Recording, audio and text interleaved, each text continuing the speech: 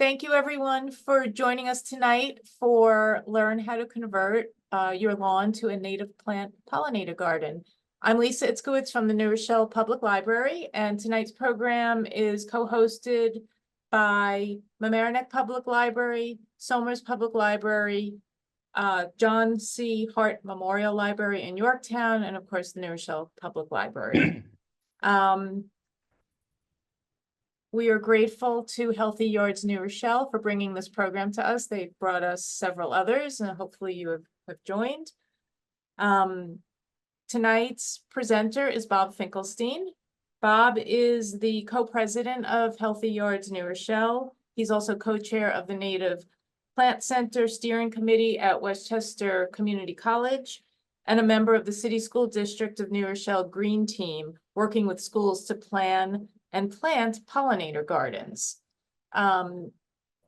Just a few housekeeping items. Please keep yourself muted throughout the program.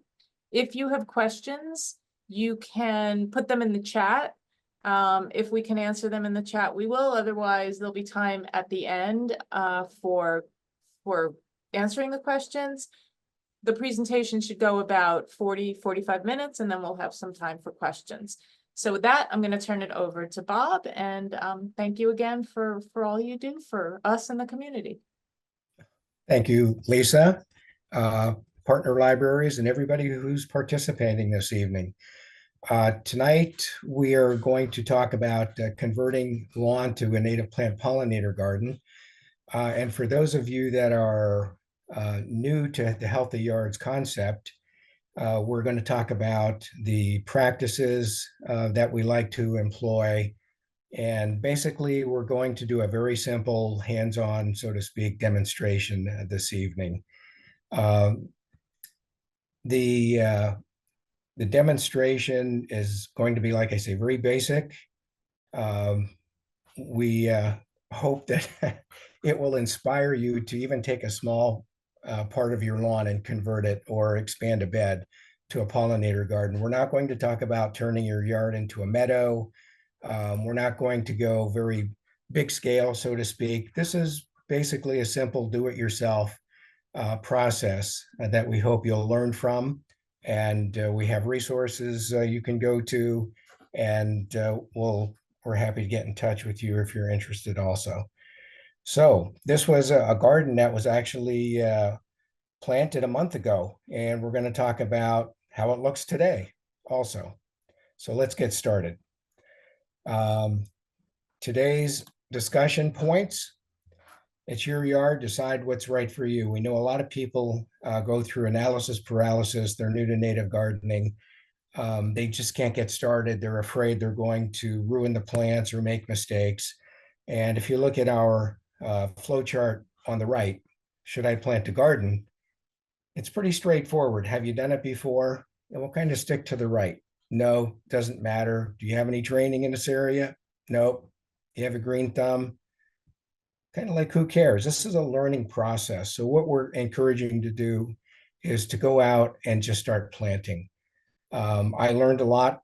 I've been gardening for 4 years. We converted our entire backyard to a native garden, and we've taken those concepts to the front. And I thought we would use our little demonstration tonight to show you how you can convert a small area. And lo and behold, a month later, some of it worked and some of it didn't. So we're going to talk about that. We're encouraging people, just take the first steps. And then we're going to go through the rest of the bullet points: locations, conditions, how do you select plants, prepping, planting, mulching, etc. So we're just going to go through it step by step. And hopefully it's a learning process. Some of this you may know, some of it may be brand new, and we want you to know you're not alone. We have a Garden Buddy program. There's a lot of Healthy Yards groups out there, the Westchester Pollinators, Pollinator Pathways, a lot of great resources. So why don't we go ahead and jump in, and let's talk about, why are we doing this? You can see on the picture on the left is what we're trying to accomplish, and that's pretty big scale. We don't expect you to try to accomplish that all at once. So we have what we call the pretty side, and of course the boring side. The pretty side, we like to see native plants. They do not require fertilizers and very seldom, if any, pesticides, require less water, and the deep roots will increase the soil capacity to store the water. Since we have put in our native gardens, we've had absolutely no issues with water in a basement or a garage other than Hurricane Ida. But you'll find that you have a great way to control water on your property by planting natives. Reduces runoff and flooding, also reduces air pollution, does not require mowing, and can help sequester carbon. You don't need leaf blowers, which is extremely important. Provides shelter and food for wildlife, and promotes biodiversity and environmental stewardship. On the boring side, and I lived in California most of my life and moved here about 9 years ago. And I had the most manicured, most beautiful lawn in California. And when I got here, and I learned more about the natives here, California is a little different from the lack of water and the weather conditions. But when I got here, I looked at the natives and realized that, that was something I was not really contributing to the environment for all those years. The boring side, mowers, blowers, trimmers, fertilizers, herbicides, water, maintenance, environmental contamination, runoff of the chemicals that go into your yard. And it also costs a lot of money. We are not living in the French Renaissance period where the manicured lawns of Versailles were the thing. So if we're not living in those times and we don't dress like those people, let's think about maybe converting what a manicured lawn really contributes to the environment and going with the native plant side. Okay, Healthy Yards, we have 10 practices, and this is what we try to strive for when we are doing our yards. If you do have lawn, mow high and water less. No mow May is kind of a thing we may talk about a little bit later. Some people like it, some don't. I don't use pesticides and herbicides in my yard. No chemical fertilizers. All my equipment is electric or battery powered. We leave the leaves. We mulch our grass and leaves. We choose all our new plantings, our native plants, cover and amend soil naturally with natural compost or leaves. Removing invasives is something that we're always dealing with. Bishop's weed, gout weed, and a number of other invasives. We're not really going to hit on those tonight, but that's something that you may have to deal with if you're converting an area.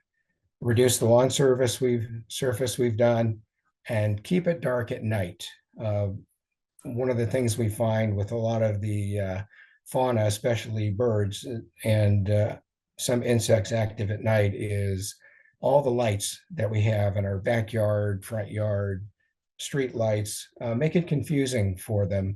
So the more we can keep it dark at night, the better, and we'll save electricity. As we go through, we're going to try and post our links in the chat, and hopefully those are something that you can look at. Okay. So take the first steps. We're going to demonstrate how to transform about 75 square feet of lawn into a do-it-yourself pollinator garden. And you can see the bottom left, the new little pollinator garden is of the two beds, it's on the left with the small plantings. But on the upper right picture, you can see the first lawn conversion that we did in 2021. The city removed a tree. The area was covered in chips. You really couldn't plant in it from the stump grinding. So what we did was we enlarged the area. We did have to add some soil. We did deeply rototill to make sure that the soil was thoroughly mixed in, put down cardboard, planted and mulched. And you can see it just a few years later. And I just took a look at it a little bit earlier. It looks even better in person, and it's just swarming with pollinators. And that's what we're trying to achieve. Pardon me. So getting started. Like I say, it can be an overwhelming task, and we don't want you to be afraid. Resources, budget, and time. A large-scale project can be expensive. A plan can cost $500, give or take, a detailed plan, including a plant list, 2,000 or more, plants and installation, 7,000 or more. And these numbers kind of go along with the project I did years ago in 2020, just as COVID hit, and then they were starting to let the landscapers out. And we spent a fortune doing our yard. And it's a little scary when you look at how much it could cost. So what we're suggesting is start small.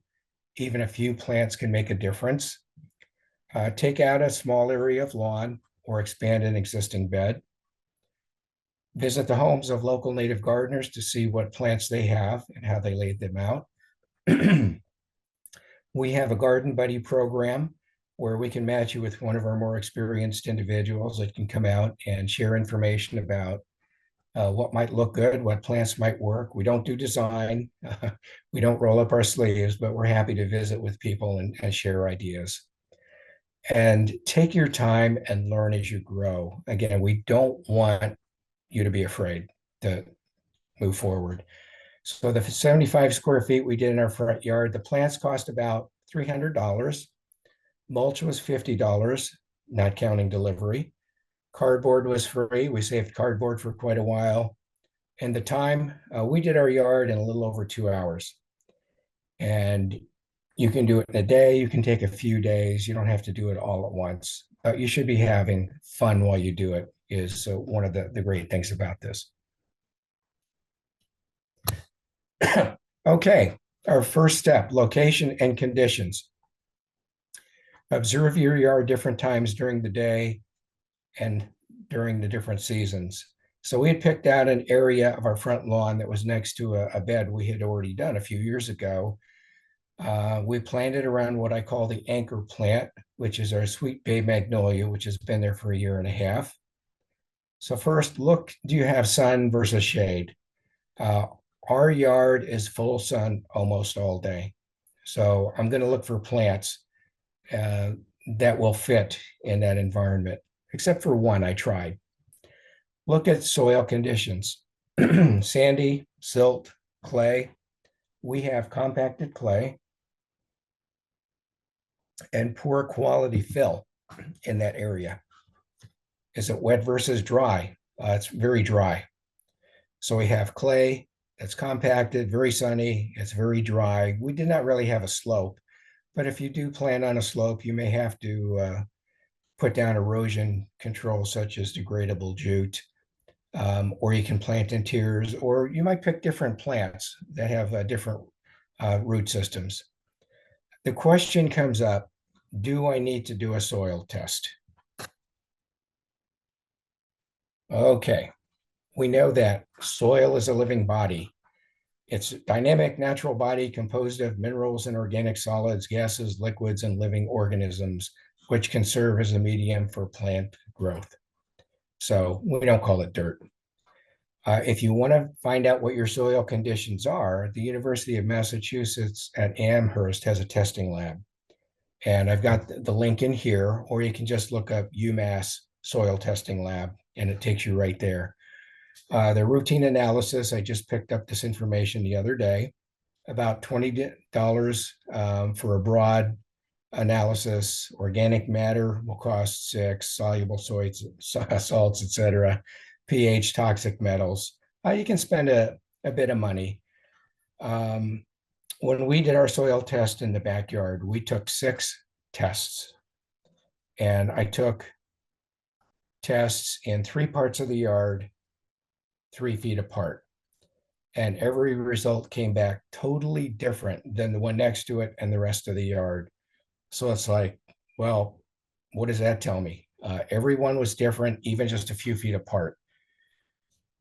So we just kind of looked at it with the person helping us design our yard, who was a real professional. And she said, well, I've never really seen it that diverse as far as the results go. But in general, if the lawn is growing and you don't have fertilizers or herbicides have not been added, it looks like it would be okay to proceed with the planting.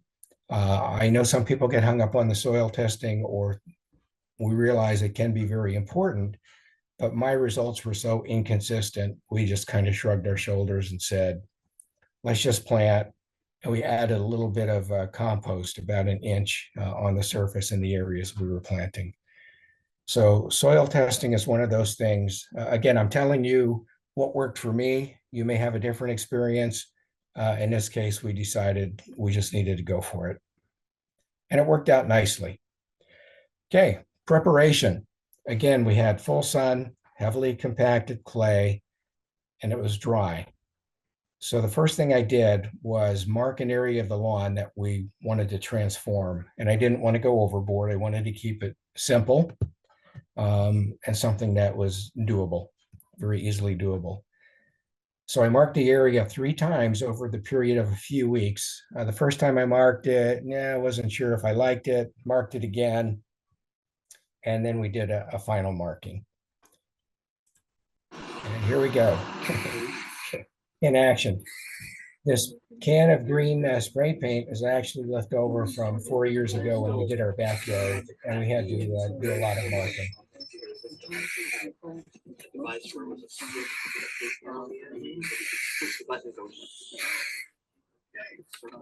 All right. So we marked the area.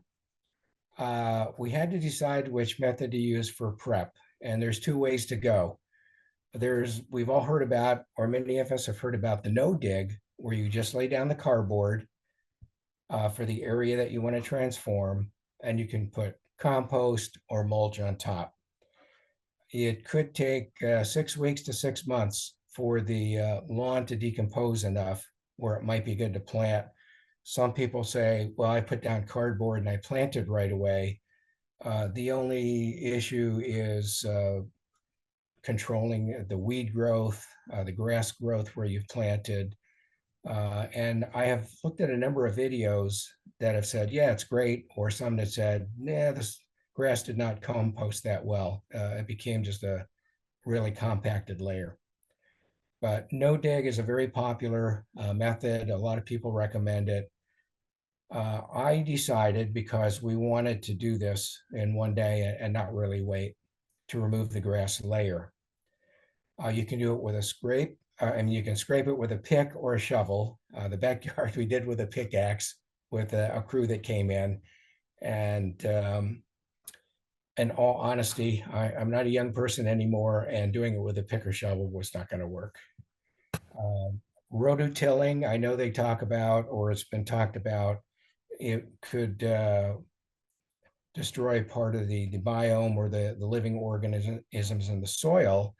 But what we did was we only decided to rototill down just a couple of inches and not do a deep rototill 6 to 8 inches, and then use the cardboard mulch method on top of that.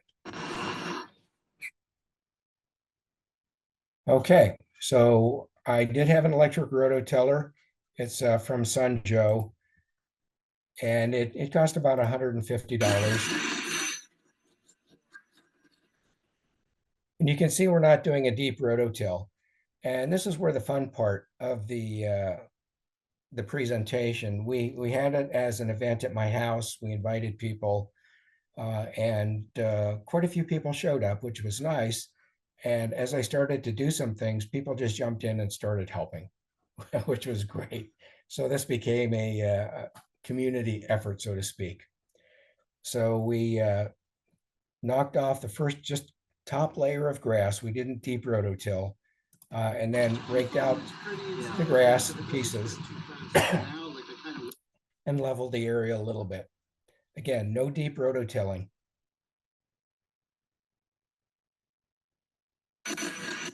Here we go. There we go. The next thing we wanted to do was decide what plants to go in. And I had planned out what area we were going to plant, and then the plants I had ready to go by the time we were going to do the rototilling. You don't have to do it the same day, but we wanted to, again, do it all at once.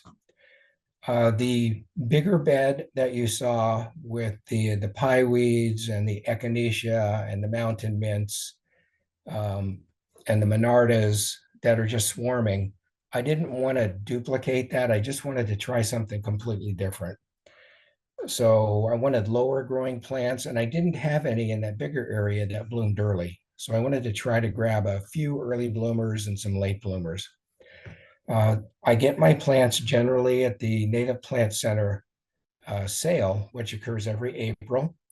I also like Rosedale Nursery. If you're a member of the Native Plant Center, you get a discount year round at Rosedale. And I've heard a lot about Weaver Gardens in Larchmont, which is on Weaver Avenue and near Palmer. So I popped in there and I saw that they have a very nice selection. So I would consider shopping there also. The prices are comparable. I do know that there are many other nurseries. I hear of nurseries in Croton, in Connecticut. I just like to shop local because I feel I can get what I want that's nearby. So here's the plants that we picked. I did not have Blazing Star. It's a kind of a mid to late bloomer. It likes full sun and 2 to 6 feet tall. I didn't want to get too tall. So that's one of my taller ones. The Blue Star, Amsonia, blooms May to June. That is going to be one of my first bloomers in the front yard, even though I have some golden ragwort that does bloom early, but we needed something in a bed that looked nice. Full sun to partial shade, 1 to 2 feet tall, perfect. New Jersey tea, March to August, so I'm looking for March as a beginning bloom time. Pennsylvania sedge, it's an okay bloomer. I just had this in my backyard and it was in a bad spot, so we just dug it up and moved it to the front yard. Okay, creeping phlox, March to June, sun to part shade, about 8 inches tall. And we love the phloxes. Moss phlox blooms March to May. Again, you see I'm going for some early bloomers here, like sun, 3 to 6 inches tall, perfect. Wild bergamot, this is a little different variety than the ones that I have already in my front yard. April to September, the ones I have in my front yard are not blooming until a few weeks ago. 6 inches to 3 feet tall. Again, that's my max height. I didn't want to get too tall. Wild columbine, the little lanterns, February to July. We have a few here and there in our yard and they look great. Thought I would try it. Part shade to shade. Is it going to make it? It's having a tough time right now with the heat. So I'm keeping an eye on it. Zigzag goldenrod, July through October, pretty plant, sun to shade. So I tried to go all sun as far as possible, except for the columbine. So match my plants for the area that we're planting. If you go to our Healthy Yards New Rochelle.org website, there's great information about how to get started with a native garden, resources, suggestions. We talk about sun versus shade, dry versus wet. And there's also a link in there on the Howard County, Maryland, Bee City. You have to kind of go through some of the links that we're talking about. And there's example templates. Native plant pollinator garden templates that are a great reference if you just are really not sure what to do or how to lay out your plants. Again, we're happy to come out and visit with you. But this is a great guide. Many of the recommendations are good plants. We have many of those in our front yard. This area they're talking about is 30 by 10. So it's kind of big. It's about 300 square feet. You can always reduce it and reduce the number of plants. But this is information that I think would be helpful to make you feel better if you've not attempted anything or if you're a little afraid to move forward. This is a great resource. And there's templates for sunny and dry, sunny and wet, shade. There's quite a few of these referenced on our website. Okay, so we got our area marked out. We got it ready. We have our plants. What do we do next? You can set the cardboard before or after plant placement. And in this case, I had laid out the plants and we were thinking about digging and then we were going to put down the cardboard. But the group said, it might be a little easier if we just put down the cardboard and cut a hole in it. I had not used that method before and I thought, sure, let's give it a try. And it worked like a charm. I like the 1-3-5 method as far as number of plants. You might have heard that you always want to plant in odd numbers. It just makes the garden look better as far as how the things blend together, the plants blend together. Arrange in groups, groupings.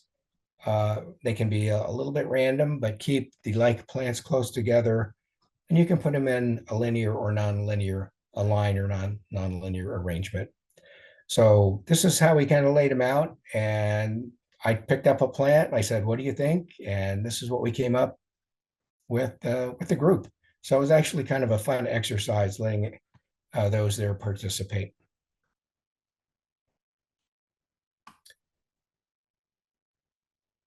Okay, so we cut the holes in the cardboard. We dug reasonable size holes.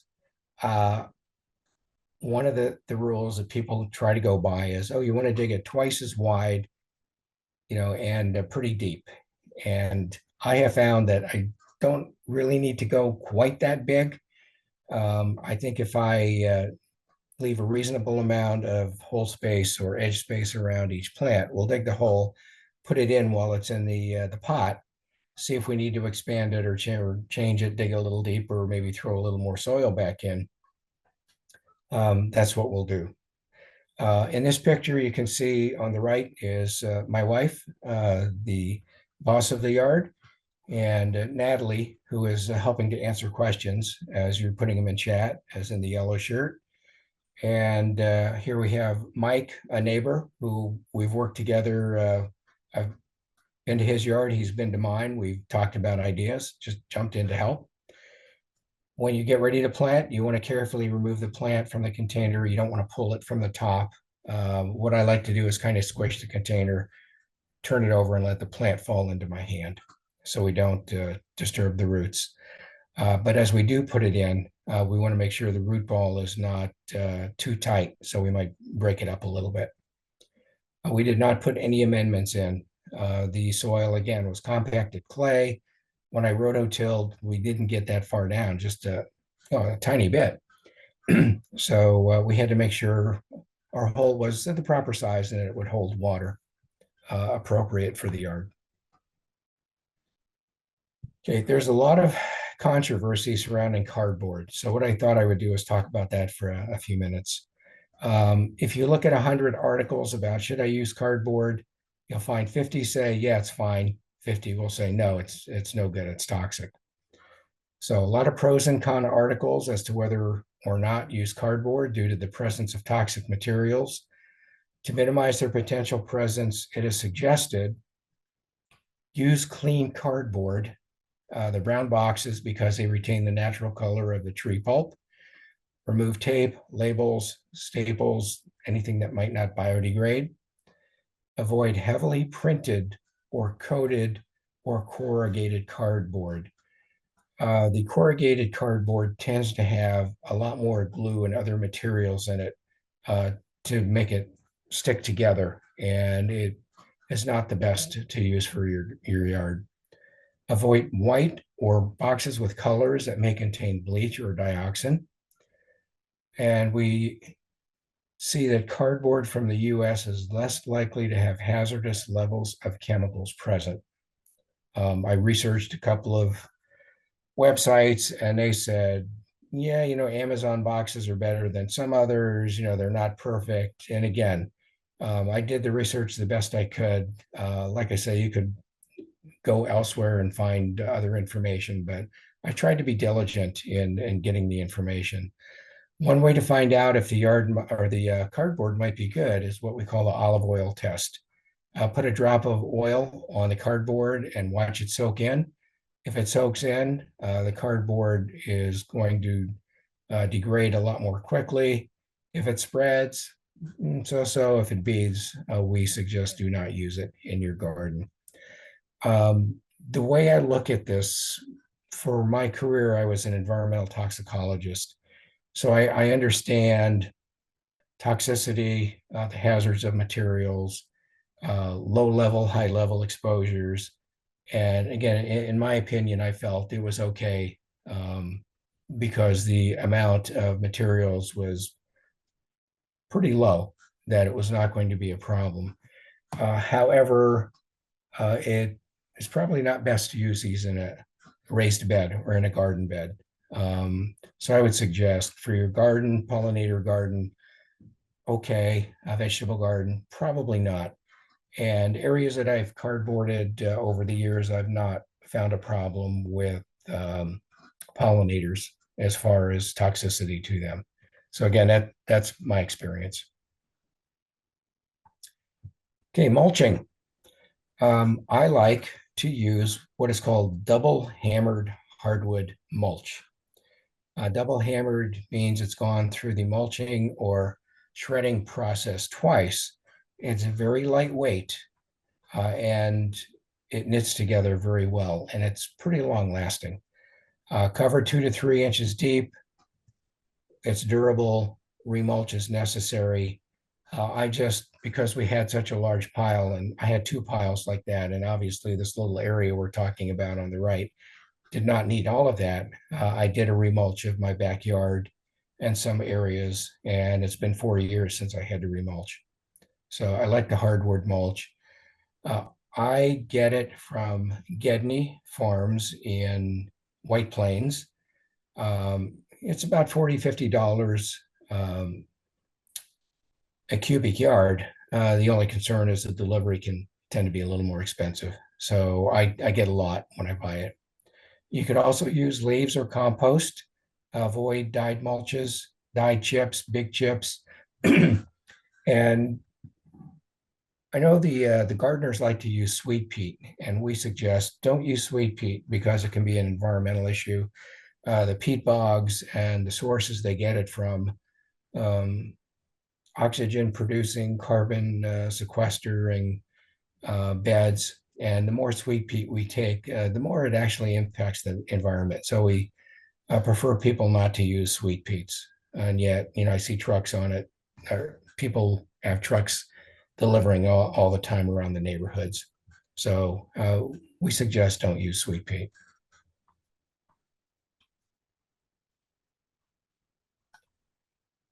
Okay, so we marked out our area, we scraped it, we got our plants, we put down the cardboard, we mulched, and this is what it started to look like. And it actually, in person, I think it looks a lot nicer. But we finished our mulching, and then again, I used my battery-powered string trimmer to clean up the edges.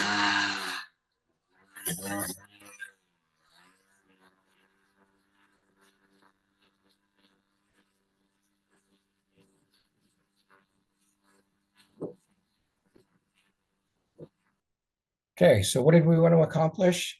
Wanted to put together a demonstration bed, try something new. We always try to find a lawn area we can take out a little bit every year or two. Kind of a little bit more of a demonstration yard, plants I had not used before, and use it as a learning process. I've been doing this now for 6 years, and I learn something every day. You don't have to be perfect.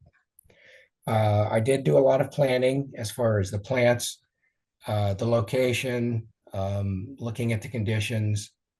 We marked it out quite a bit, and then we just went for it. Again, my experience is quite a few years, so we knew what direction to go and how to do it. Hopefully, you're getting the idea that this is something you can do too, or if you would like, a garden buddy, somebody from our group, if you're in the New Rochelle area, or even a little bit away from us, we could find somebody you could talk to help. My spring trimmer doesn't want to turn off. There we go. As far as maintenance, water well and as necessary, but you need to be careful not to overwater. Little maintenance is required. Touch up the mulch every once in a while. A little bit of weeding. I haven't had to do any weeding yet. Spring cleanup is when the plants might need to be trimmed or cleaned up a little bit. We suggest don't do it in the fall because a lot of pollinators and other fauna can overwinter in your native plants, especially in the hollow stems. A lot of the bees like to spend the winter in them. So wait till it warms up to at least 50 degrees overnight for a while, and that's when you can do your cleanup or trimming if need be. We do our own garden work, and all my tools are electric or either hand tools. We enjoy doing it. It can be a chore. One of the things that I'd also recommend is if you are not able to take out the bed yourself, if you don't have the time, I just work with a garden buddy. And what we did was we found an existing bed that they had. We had their gardener expand it about 4 feet out and about 15 feet. He just took out a little bit of lawn. He scraped it out with a pickaxe, and then they went ahead and did the planting. So if you need a little help, if you have a gardener maybe doing some service for you now, you can always ask them to help you get the area prepped. Okay, you can do it before and after. Have fun, take your time, learn and grow. Be proud of what you're doing. Even one plant or a couple of plants can make a difference. I wanted to thank the team, the people that showed up and jumped in to help, especially thank my wife, Stephanie, and Natalie Mayton and Mark Napier, who are great members on our steering committee for Healthy Yards New Rochelle. Natalie helped make sure I got the presentation together correctly, and Mark has put together our resources pages, which are great. Hopefully you'll take a look at it. So 1 month later, what's going on? Looks nice, and the neighbors compliment the front garden area, especially if you look in the right-hand picture in the back. They've been waiting for that to pop, and it did, and they just love it. As the kids walk the neighborhood, if people are looking at it, or we'll just grab them and say, hey, look at our pollinators, or look at our monarch caterpillar, look at our chrysalis, and the kids have taken an interest too. We're hoping to get some people in the neighborhood converting some areas to native plants. It's kind of a slow process. We have a lot of what we call the green deserts on our street that are being covered in fertilizers and herbicides, and we're working on it. We've had good growth. Overwatering, you can see in the picture on the left, the taller plant on the right with the brown base is my goldenrod. And it's like, I don't know if it was too hot. We have goldenrod in the backyard that have done great in the same conditions. So I wasn't sure if I was overwatering it or if it was just too hot. Anyway, this picture was from a few days ago, and it's dead. So, okay, I learned that plant is not going to work there the hard way. Most of my plants, if I purchase them this size, they run at about the $15, $16, $17 range, maybe $20. So it doesn't cost a lot to replace a plant. Possible replacements, we have the blazing star. If you look at the picture on the right, you can see the plant with some of the little spikes with the purpley blossoms on it. It's doing extremely well. I might put another one of those in its place, a little more moss phlox, or maybe another pen sedge or two. So what we did today was I wanted to keep it very simple. I didn't want to get into complex explanations and overthinking on any one particular subject. Hopefully the cardboard information was of value, but do look at your conditions. Try to match the plants, sun, shade, wet, dry, that look like they'll work. Soil test, we skipped it in this case. I did it in my backyard, and it was so scattered results and inconclusive. We just said, let's just plant, and it worked out just fine. But these are my experiences. We can see what questions you might have in the chat, and let's see what you think. So there were a couple of questions, Bob. The first one is, why did you use cardboard? If you want to kill lawn, you need to smother it. And there's a couple of ways you can do it. You can use plastic sheeting, which kills everything, including all the organisms under the soil from the solar heating. Weed cloth tends to not last very long. It shreds, and then as you're working in the yard, you see parts of it start to peak up. So cardboard is one of the more recommended practices. For example, one of the websites I looked at was one of the premier academic groups in the US, University of California, Davis, Horticultural School. They have demonstrations on how to use cardboard, and many other organizations do too. If you just mulch, the chances are you're going to get more weeds, and it's not going to really kill anything underneath. So we wanted to suppress any remaining grass roots that might be there. And cardboard is the general recommended way to do that. And you've mentioned that you wouldn't use it in a vegetable garden. What do you usually use in a vegetable garden? In a vegetable garden, all of our beds are raised beds. So we have about 18 inches to the soil. So we don't put anything underneath. We just let it go. We do not have a problem with weeds. And if the vegetable roots want to grow down into the soil, that's fine. But weeds are not a problem with that much dirt on top. And then the mulch that you recommended, how long does it usually last? When we put it down in the backyard, it lasts about a good 2 to 3 years. And again, it's been 4, so it was time for us to remulch. The reason we use the hardwood double hammered is our backyard was designed by Kim Eierman of Eco Beneficial. And I don't know if her name is familiar to you, but if you see all these books up here on my bookcase, she's written many of them, and she is a foremost expert in the area, and just a wonderful person. And she suggested using that because it lasts longer. The big chips, you want to avoid any dyed chips. Sweet peat, no. So we put down just a tiny bit of compost, and then we mulched over that. And we did have to weed quite a bit because we did not do cardboard in the back. We put in about between plugs and plants and this and that, we put in about 500 plants. I wouldn't do that again. And the wife and I planted most of those. I'm getting too old for that. So because we were putting in so much, the cardboard was just not going to work. So we did have to weed for a year or two, but now we do almost no weeding. The hardwood mulch is great to walk on, and it lasts a long time, and it looks really nice. It doesn't look artificial like the chips. What are some of the considerations for a slightly sloped area?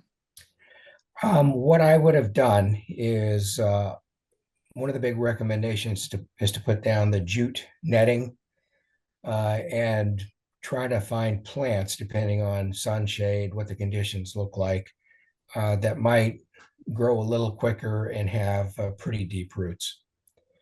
So you kind of have to look at your conditions and pick your plants accordingly. And some of the lower plants might be a little bit better for starters, some of the ones that grow up to a foot. Mm-hmm. And do you think that this can be planted over a septic field? Is there any leakage? That's a good question. You know what?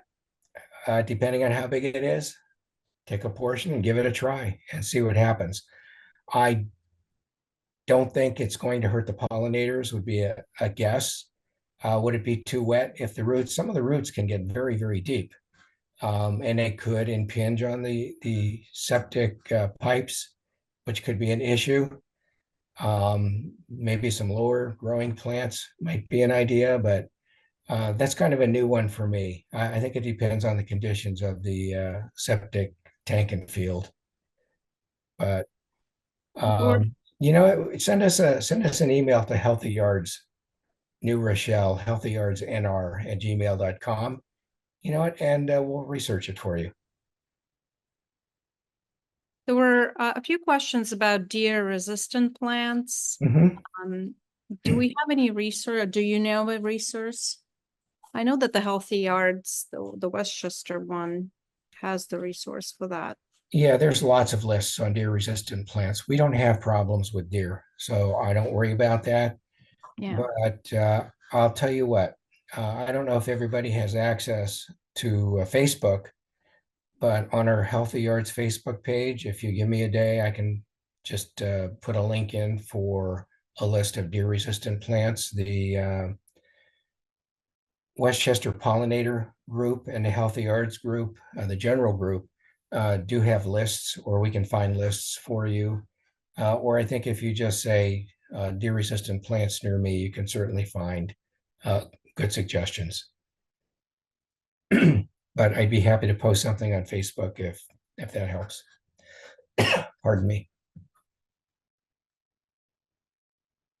I think we went through most of the questions, unless someone, I think there was one added, why is it not good to use cardboard in a vegetable garden if you're not using raised beds? The general consensus was the toxicity of the materials in the cardboard can almost be insignificant, but it's like, do you want to take a chance? So a lot of people recommend, just don't use it in a vegetable garden. Because you don't want to have any leaching or uptake in the plants, even though I think it would be insignificant. It's like, yeah, why take a chance in a vegetable garden? And you could probably go to Google and research it and find 100 people that do it, and they're fine. But uh, general opinion would be, yeah, let's maybe not take that chance.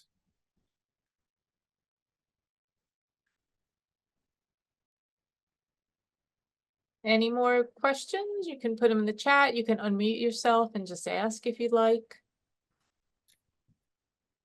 Yeah, and I hope we kept it very, very basic here because we wanted to show you that it's something that you can do without having a big crew come in. It's a good way to start. You could even start with an area half the size, or just take an edge of a bed from your lawn between your planting bed and expand it. And we've done that at a few people's houses as far as a recommendation, and it worked out great. So we're trying to get over the analysis paralysis of what do I do? And I'm afraid I'm going to kill my plants. But if you don't do anything, you'll never know. So you can do it. So do you envision one day having your entire, no lawn and just all plants? Um, I've seen a lot of presentations that talk about converting a lawn, and they talk about making your garden into a meadow. And I think that's a bigger leap for a lot of people. For me, I don't think so. My backyard, I do have some lawn because I have dogs and a granddaughter. And it's just a little open area. We shrink it a little bit now and then. It's about a third the size of it was when we moved in. When we moved in, our lawn was just wall to wall yard. And then anything that wasn't lawn was forsythia and rose of Sharon. Not really native. So we decided to pretty much scrape the yard, have a professional come and help us. It was pricey, but it looks great. And then when we were done, we saw what area we had left. And then I put in a more of a little bit more eco-friendly lawn. So we do have some lawn, which is kind of funny because about a third of it is now turning into Joe Pye weed and boneset because things tend to spread. So right in the middle of the lawn, we have a native plant garden trying to get itself going all by itself. Do we take it out? Do we let it go? Yeah, we'll see.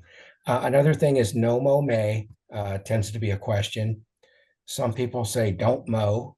You can see our lawn did have a lot of dandelions in it in front. The back, we're letting it convert to dandelions, and the bees like it. But I mow. I mow about every maybe 10 days. I've read a lot about no mow, and it can attract pollinators, but also one of the, I don't know if you've heard of Doug Talamay, who is a real force in the native plant realm.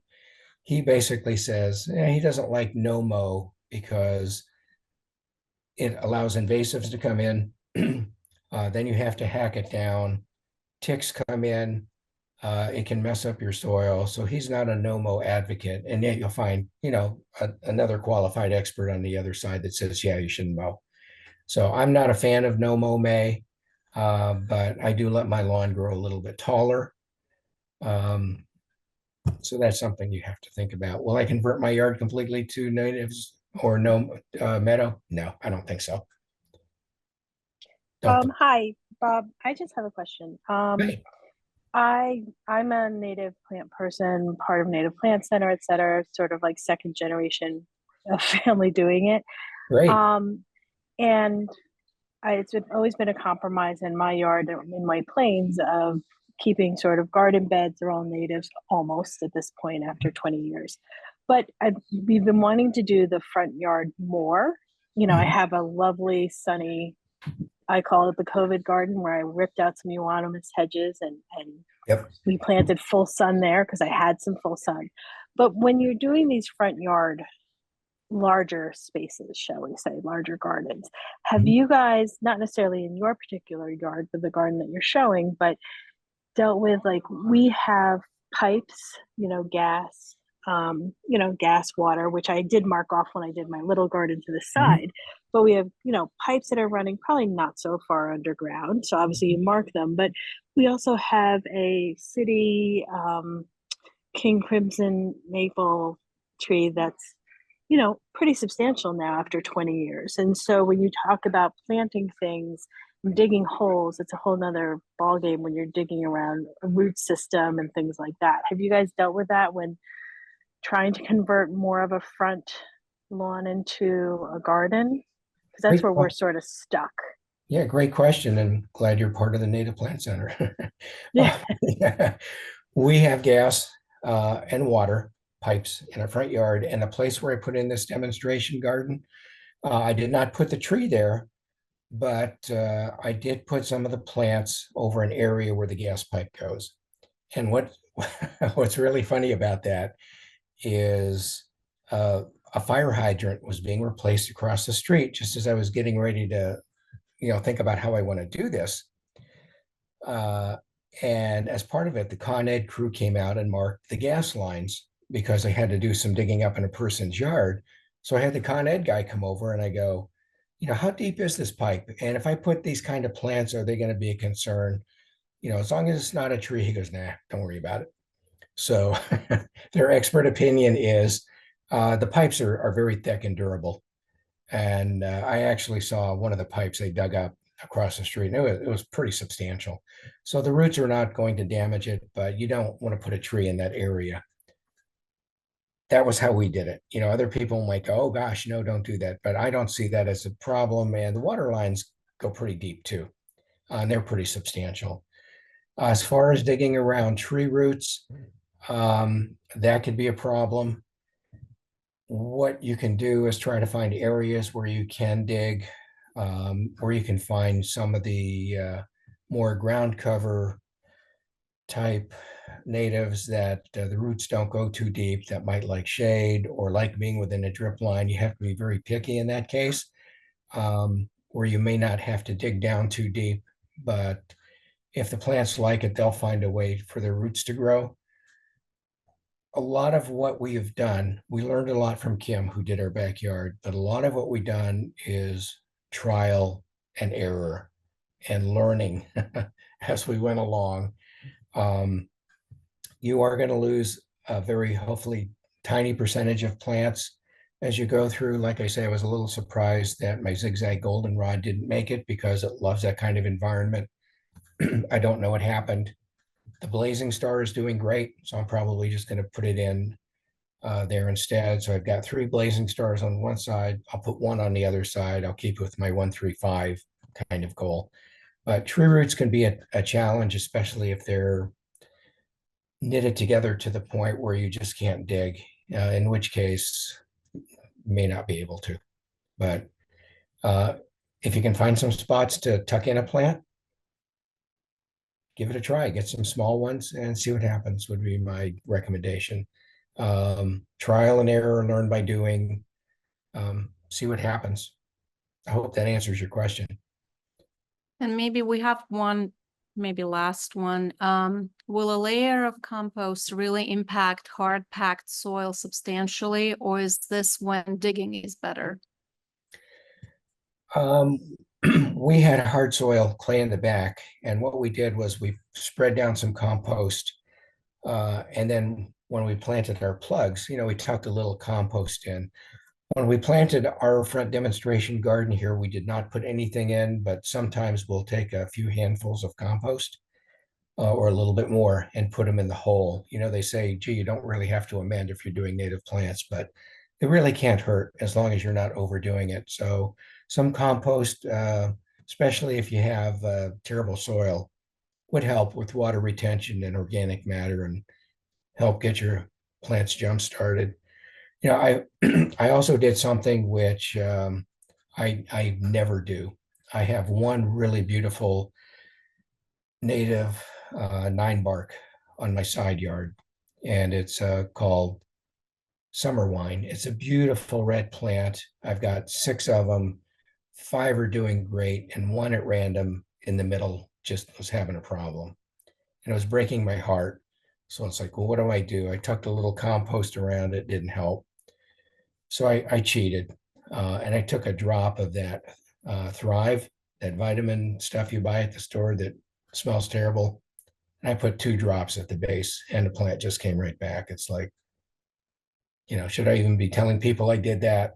Well, you know what? You learn. No herbicides, no pesticides, no chemicals, but that I was going to try. And 2 drops, watered it, and I'll be darned, within a week it looked great. So but again, no pesticides, chemicals, herbicides, none of that. So you have to find out what works for you. I try to stay within the parameters of what is a true healthy yard. Okay. Okay, well, let's see, one last comment here. Oh, you can grow plants from seed too. So Catherine sharing, for about $10, I bought 3 packs of seeds, planted wild bergamot, butterfly weed, and soother that I dug up a 6 by 35 foot area covered with plastic for a few weeks. They are in the ground and growing up to about 1 foot now. Great. Yeah, we did not talk about seeds. I have not really grown from seeds. My wife does it in a vegetable garden, and our vegetable garden is amazing.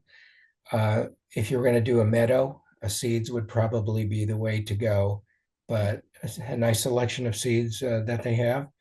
And I'd be interested in how much weeding might have to be done. It could be a battle for a while, but once you get it cleaned and established and things filled in, the weeding would not become as critical. But there's no such thing as a no maintenance yard. Even native plants need some love and care. So.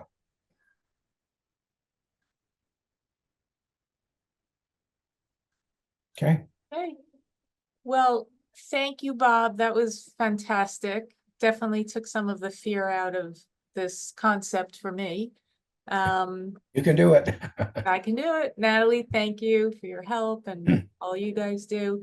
And thank you everyone for attending. Thank you, partner libraries, for sharing in this. We had a nice turnout tonight, and I look forward to doing, more programs with Healthy Yards New Rochelle and bringing them to our multiple communities. And then just as an aside, I'm sure every library will say this, please check all of our websites for all the programs we have going on, both virtual, in person.